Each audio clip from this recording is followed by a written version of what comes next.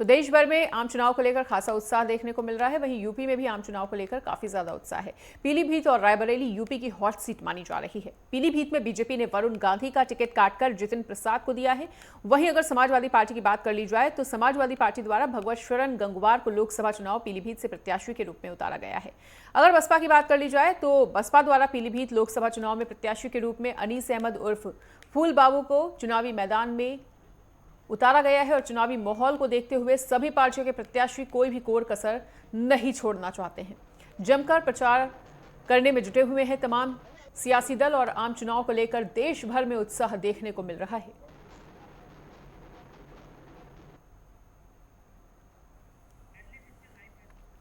तो यूपी में आम चुनाव को लेकर काफी ज्यादा उत्साह देखने को मिल रहा है।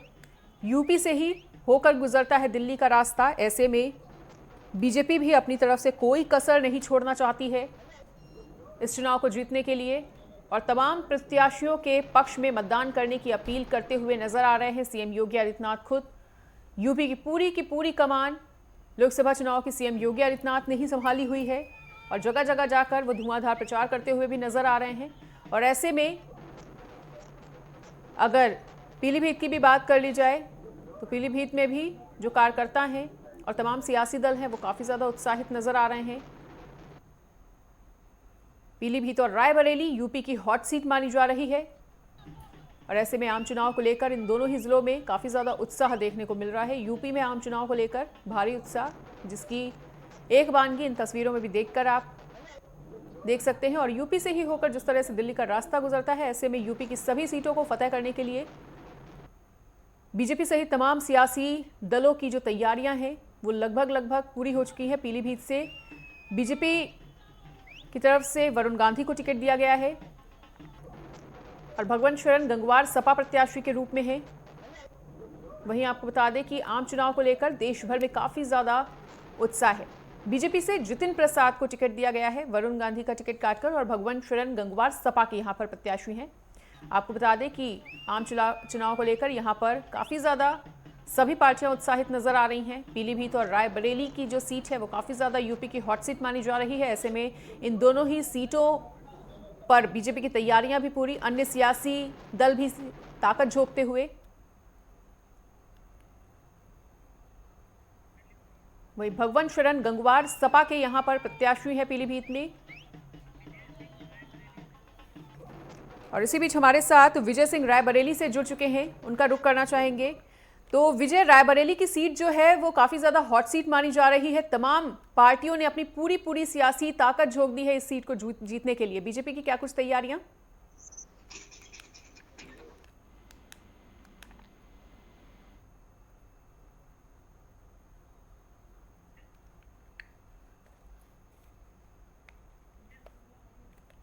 विजय, क्या आप तक हमारी आवाज पहुंच पा रही है? चलिए, विजय का बाद में रुक करेंगे। संजय शुक्ला हमारे साथ पीलीभीत से जुड़ चुके हैं, उनका रुक करना चाहेंगे। अगर पीलीभीत सीट की बात कर ली जाए संजय, तो ये भी काफी ज्यादा हॉट सीट मानी जा रही है और ऐसे में यहां पर वरुण गांधी का इस बार टिकट काट दिया गया है। क्या कुछ सियासी समीकरण बनते हुए पीलीभीत सीट पर? जैसा कि आपको जानकारी देना चाहूंगा कि पीलीभीत लोकसभा चुनाव जो है बहुत ही मायने रखती है और यहाँ पर बीजेपी द्वारा जो है जितिन प्रसाद को अपना प्रत्याशी के रूप में उतारा गया है, जो कि उत्तर प्रदेश सरकार में पीडब्ल्यूडी मंत्री भी हैं। तो कहीं ना कहीं आपको बताते चलें कि जो समाजवादी पार्टी या इंडिया गठबंधन द्वारा जो प्रत्याशी उतारे गए भगवत शरण गंगवार, उनको जो है कहीं ना कहीं काफ़ी मेहनत करनी पड़ेगी। और वहीं अगर बसपा की बात कर ली जाए तो बसपा से जो है अपना उम्मीदवार अनीस अहमद उर्फ फूल बाबू को मैदान में उतारा है। तो कहीं ना कहीं जो है टक्कर जो है कड़ाके की होगी। और वहीं आपको अगर समीकरण की बात बताऊं धरातल पर, तो यहाँ के जो जनता जनार्दन है उनका साफ तौर से कहना है कि हम विकास के मुद्दों को लेकर जो है वोट करेंगे, ना कि केवल जुमलेबाजी की जाए या केवल पार्टियों के जो पदाधिकारी या प्रत्याशी हैं उनके द्वारा जो है केवल आश्वासन दिया जाए। वहीं आपको बताते चलें कि बीजेपी जो है कोई कोर कसर नहीं छोड़ना चाह रही है अपने प्रत्याशी को जितवाने के लिए, जिसको लेकर जो है जनसभाएं संबोधित की जा रही हैं। वहीं आपको बताते चलें कि बीजेपी के जो प्रत्याशी जितिन प्रसाद, उनके द्वारा जो है आज पूरनपुर विधानसभा में जनसभाएं संबोधित की जाएंगी। वहीं अगर भगवत शरण की बात कर ली जाए, जो समाजवादी पार्टी के प्रत्याशी हैं, उनके द्वारा भी जनसभाएं संबोधित करने के जो सिलसिले हैं वो चालू हो चुके हैं। वहीं अगर बीएसपी के जो प्रत्याशी हैं अनीस अहमद उर्फ फूल बाबू, उनके द्वारा भी कोई कोर कसर नहीं छोड़ी जा रही है। वो भी जमीन पर उतरकर जो है लोगों से मिल रहे हैं और अपनी पार्टी के पक्ष में यानी कि अपने पक्ष में वोट डालने की जनता से अपील करते हुए नजर आ रहे हैं। जी मनीषा। ठीक है, और विजय अभी आप तक हमारी आवाज पहुंच पा रही है? जी मनीषा। बिल्कुल विजय, अगर रायबरेली सीट की बात की जाए तो काफी ज्यादा हॉट सीट है, जिसे पाने के लिए तमाम सियासी दलों ने अपनी पूरी की पूरी ताकत झोंक दी है। क्या कुछ कहना चाहेंगे उन तमाम दलों की तैयारियों को लेकर? जी मनीषा, आपको बता दें कि रायबरेली कांग्रेस का गढ़ कहा जाता है, लेकिन अभी यहाँ से कांग्रेस का कोई भी उम्मीदवार नहीं उतरा है। यहाँ से सोनिया गांधी लगभग 2004 से सांसद रही, लेकिन वो उसके बाद अभी तक कोई भी कांग्रेस में प्रत्याशी नहीं उतारा है। आपको बता दें बीजेपी ने अपनी पूरी ताकत झोंक दी है। लगातार योगी जी यहाँ पे एक जनसभा की, उसके बाद नितिन गडकरी ने यहाँ जनसभा की। लगातार भाजपा के कार्यकर्ता और कर रहे हैं। फिलहाल आपको बता दें इस बार कांग्रेस से कहीं जड़ तोड़ न डाले बीजेपी, इसी में पूरी अपनी ताकत जोड़ रखी है।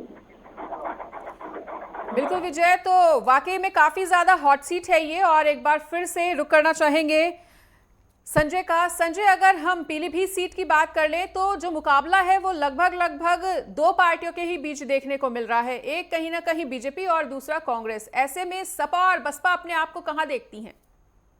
जैसा कि आपको बताते चले कि चुनावी माहौल है, तो ऐसे में कोई भी पार्टी अपने आप को कम नहीं आंक रही है। धरातल पर उतरकर जो है लोगों से मिल रही है, लोगों से वोट करने की अपील कर रही है। और वहीं अगर कांग्रेस की बात कर ली जाए तो कांग्रेस और सपा इंडिया गठबंधन के जो प्रत्याशी हैं भगवत शरण गंगवार, वो भी जो है कहीं ना कहीं कोर कसर नहीं छोड़ रहे हैं और लोगों के बीच जा रहे हैं, लोगों से मिल रहे हैं। और बीजेपी सरकार द्वारा जो भी अनियमितताएं बरती गई हैं या उनके जो विकास कार्य हैं उनके बारे में जो है वो जनता के बीच जाके बता रहे हैं कि हमारी सरकार जब आएगी तो हम जो है इस तरीके के विकास कार्य करेंगे। आपके यहाँ सड़कें नहीं बनी हैं, उनको बनाने का काम करेंगे, या आपके यहाँ स्वास्थ्य व्यवस्था चरमराई हुई है तो उनको जो है हम दुरुस्त करेंगे। तो तमाम ऐसे वादे और मुद्दे हैं जो कि पार्टियों के जो प्रत्याशी हैं उनके द्वारा बराबर जनता के बीच जाकर जो है कहा जा रहा है और उनको जो है कहीं ना कहीं आश्वासन भी दिया जा रहा है कि हमारी सरकार अगर आती है इंडिया गठबंधन की तो निश्चित तौर से जो है जो इस समय महंगाई चरम सीमा पे है या बेरोजगारी जो चरम सीमा पे है उसको कहीं ना कहीं मुद्दा बना के हम लोग उसको सही ठीक करने का जो है पूरा प्रयास करेंगे। इस तरीके की बातें जो हैं सामने निकल के आ रही हैं। वहीं आपको बता दें कि अगर बीजेपी के जो प्रत्याशी जितिन प्रसाद हैं, इनका अभी हाल ही में नामांकन हुआ था, जिसको लेकर जो है उत्तर प्रदेश के जो प्रदेश अध्यक्ष हैं भूपेंद्र सिंह चौधरी और निषाद पार्टी के जो संजय निषाद हैं, उनके द्वारा जो है वरुण गांधी को लेकर भी टिप्पणी की गई कि वरुण गांधी जो है बीजेपी के व्यक्ति हैं और वो बीजेपी के लिए जो है प्रचार प्रसार करेंगे। उनका टिकट काटा गया है, लेकिन उसके बावजूद भी उनको जो है किसी ना किसी पद पे जो है मनोनीत किया जाएगा। जी मनीषा। बिल्कुल, और एक बार फिर से विजय का रुख करना चाहेंगे। विजय, जनता के क्या कुछ मुद्दे हैं इस बार? आपको बता दें कि जनता का इस बार जनता के मुद्दे हैं। उनका कहना है कि लगातार हमने सांसद सोनिया गांधी को बनाया, उसके बाद भी वो रायबरेली नहीं दिखाई दी। इस बार जनता का मुंह भाजपा की तरफ ज्यादा रुक देगा, क्योंकि भाजपा के बूथ अध्यक्ष घर घर जा रहे हैं, लेकिन कांग्रेस का न कोई बूथ अध्यक्ष दिख रहा है, न कोई पार्टी का कोई बड़ा लीडर दिख रहा है, न कोई जनसभा हो रही है। इससे कयास ये लगाया जा रहा है कि जनता का इस बार वो भाजपा की तरफ है। लेकिन फिलहाल कुछ लोगों का कहना है कि ये रायबरेली कांग्रेस का गढ़ है, हम लोग लगातार सोनिया गांधी की तरफ है और ये परंपरा सीट थी। ठीक है, तो दोनों ही सहयोगियों का हमारे साथ जुड़ने के लिए और इस तमाम जानकारी को साझा करने के लिए बहुत बहुत शुक्रिया। तो